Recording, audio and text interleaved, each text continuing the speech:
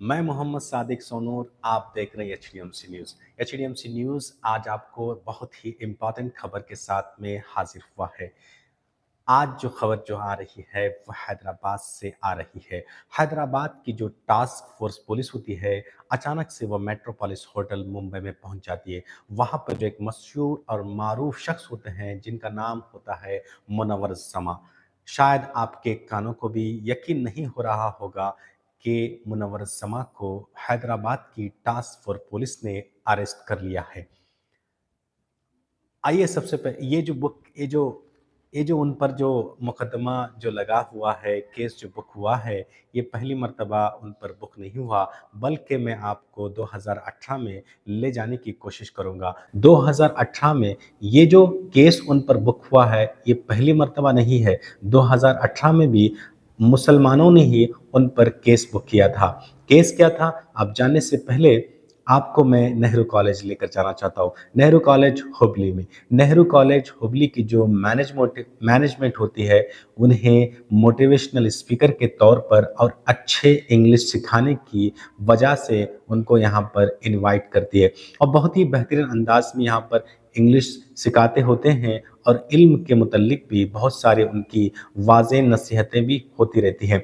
अचानक से उनके कोर्स के दौरान जो है ईद का वक्फ़ा आ जाता है। जब ईद का वक्फ़ा आता है तो मैनेजमेंट, उस वक्त की जो मैनेजमेंट होती है, उन्हें ईद में इल्म के मुतल्लिक बोलने का मौका देती है। जैसे ही उन्हें बोलने का मौका दी जाती है तो मुनव्वर जमा साहब जो है अचानक से बोलते हुजूर सल्लल्लाहु अलैहि वसल्लम के मुतल्लिक कुछ ऐसे लफ्ज़ों का इस्तेमाल करते हैं जो कि नाकाबिले बर्दाश्त थे।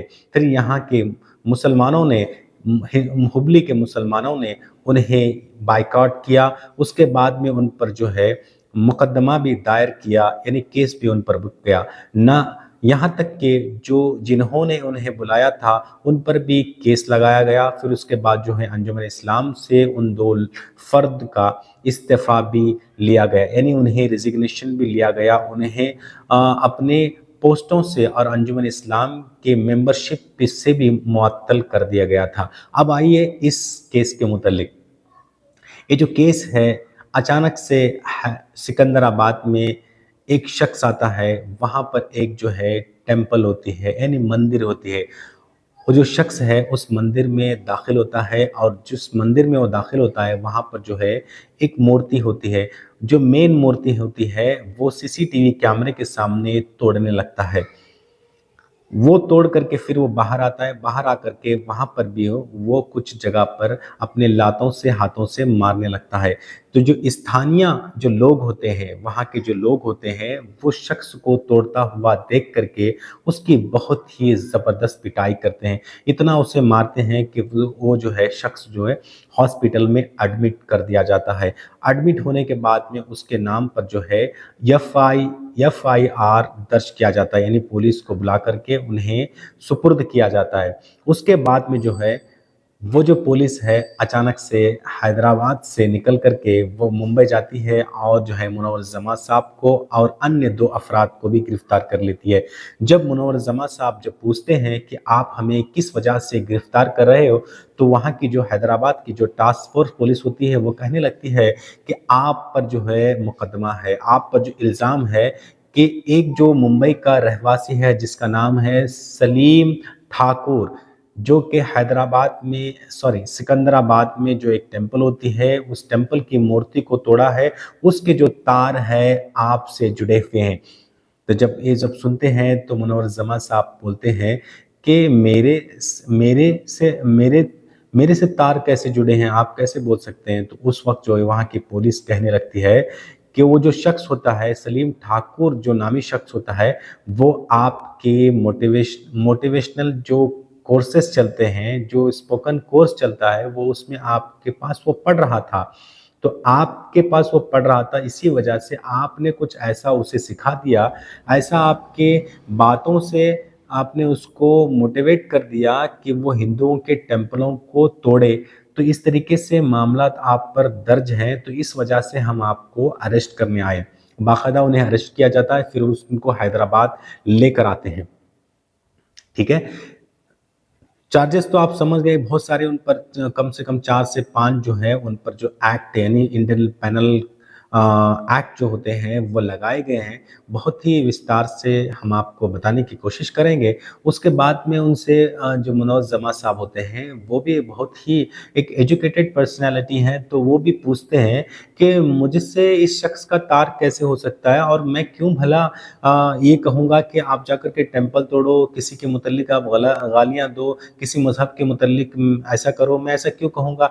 ऐसा वो उनको आर्ग्यू करने लगते हैं, पूछने लगते हैं पुलिस को, तो पुलिस उनसे यही कहती है कि आपके नाम पर जो है अरेस्ट वारंट है और उसके बाद में जो है आप पर इल्ज़ाम है कि आप जो है आपने कुछ है आपने उनको मोटिवेट किया कि आप जा कर के मंदिर तोड़ो। तो इस ख़ास करके एचडीएमसी न्यूज़ का पुलिस को, प्रशासन को, सत्ता में बैठी हुई पार्टी होती है, उनसे सवाल है, सीधा सवाल है।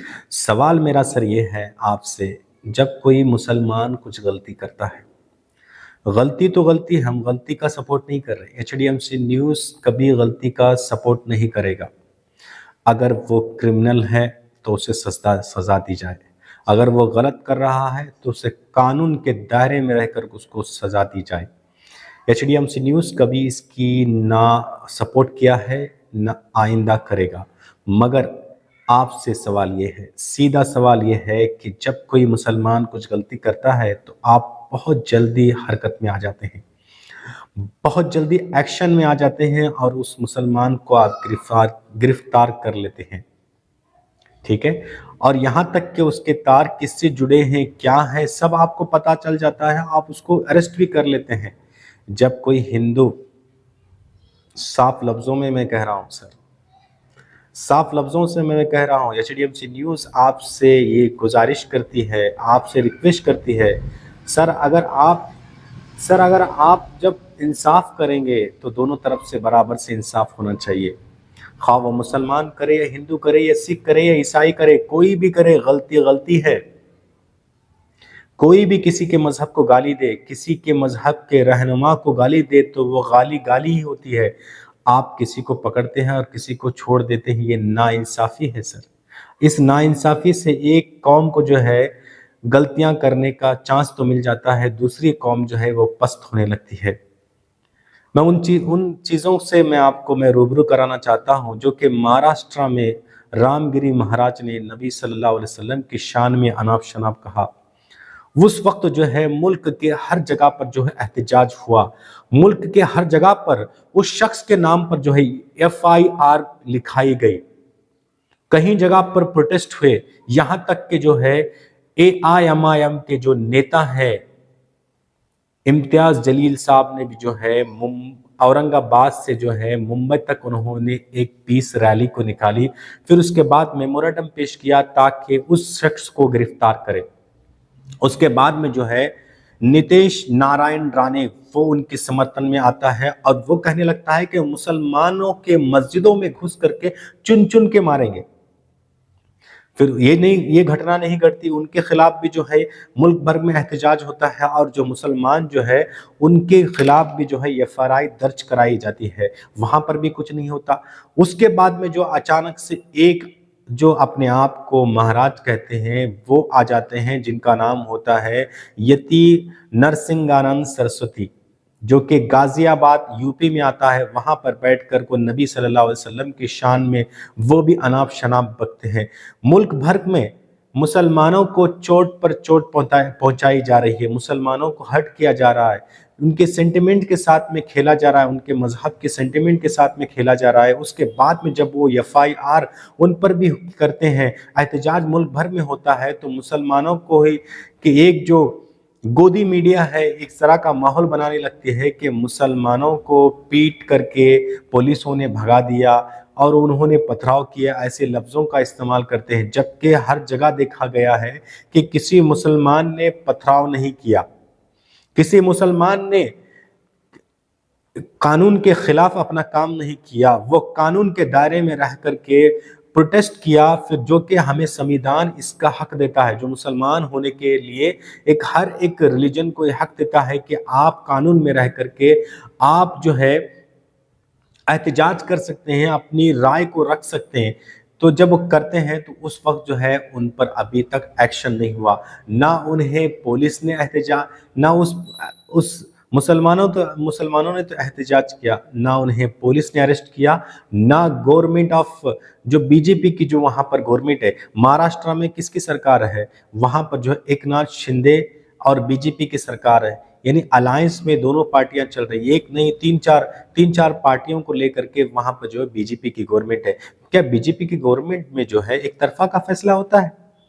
इसी तरीके से यूपी में आप चले जाएंगे तो वहां भी बीजेपी की गवर्नमेंट है, वहां पर जो है योगी साहब बैठे हैं, योगी साहब तो वहां के चीफ मिनिस्टर है, उन्हें चाहिए कि इंसाफ करें, इंसाफ से पेश आए, जो भी कोई उनको वोट डाले ना डाले वो अलग मसला है, मगर जो है वो चीफ मिनिस्टर सिर्फ वो हिंदुओं के नहीं है बल्कि वो मुसलमानों के भी चीफ मिनिस्टर हैं, वो सिखों की भी हैं, वो ईसाइयों की भी हैं, जितनी कौम वहां पर उस यूपी में रहती है वो उनके चीफ मिनिस्टर है, तो उनका एक धर्म है, उनका जो है वो धर्म है, उनका जो एक कर्तव्य है, उनका ये फरीजा है कि वो हर एक के साथ में वो इंसाफ के साथ पेश आए। मगर वहां पर भी देखा जा रहा है कि जो है जो गलती करता है उसे तो आप छोड़ देते हैं, जो गलती नहीं कर रहा आप उसको गलतियों में उलझा रहे हैं, उस गलतियों में उसको मुलविस कर रहे हैं। इस तरीके से होगा तो हमारा जो मुल्क हिंदुस्तान है वो कैसे सुप्रीम पावर बनेगा, कैसे वो आगे तरक्की करेगा। हमें जो है हमें एम्प्लॉयमेंट की ज़रूरत है, हमें नौकरियों की ज़रूरत है। आज जो है सत्ता, आज जो सियासतें जो खेली जा रही है वो सिर्फ और सिर्फ जो है धर्म के नाम पर सियासत खेली जा रही है। बस सिर्फ और सिर्फ धर्म के नाम पर सियासत इतनी हो गई है कि हिंदू और मुसलमानों में सिर्फ लड़ाने का काम किया जा रहा है और कुछ नहीं।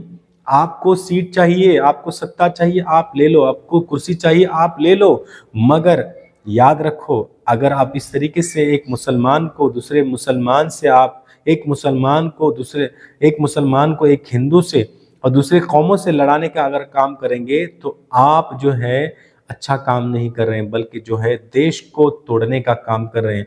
ये HDMC न्यूज़ आपको इस बात की गुजारिश करता है, फरियाद करता है, रिक्वेस्ट करता है कि आप ऐसे काम ना करें। आपको सत्ता चाहिए आप ले लीजिए, आपको कुर्सी चाहिए आप कुर्सी ले लीजिए, मगर मुसलमानों को हिंदुओं से अलग ना कीजिए। अगर राइट राइट साइड का हाथ जो है ये हिंदू है तो लेफ्ट साइड का हाथ जो है ये मुसलमान है, यानी जब ये दोनों हाथ सलामत होते हैं तभी जा करके जो जो आदमी होता है वो परफेक्ट होता है। इसी तरीके से अगर हमारे इस मुल्क हिंदुस्तान को सही से आगे लेकर जाना है, इसे सुप्रीम पावर बनाना है, तो हिंदू और मुसलमानों को एक रहने दीजिए। एकजुट रह करके अगर काम करेंगे तो हमारा मुल्क जो है वो तरक्की करेगा और तरक्की इतनी ज़्यादा करेगा कि हर एक मुल्क जो है हम पर नाश करेगा और कहेगा कि अगर कोई मुल्क हो तो मुल्क हिंदुस्तान जैसा हो, मुल्क भारत जैसा हो, मुल्क इंडिया जैसा हो, ऐसा उनका कहना होगा। बाकी की खबरों के लिए HDMC न्यूज़ को लॉग ऑन करें, लाइक करें और सब्सक्राइब करना ना भूलें। जय हिंद।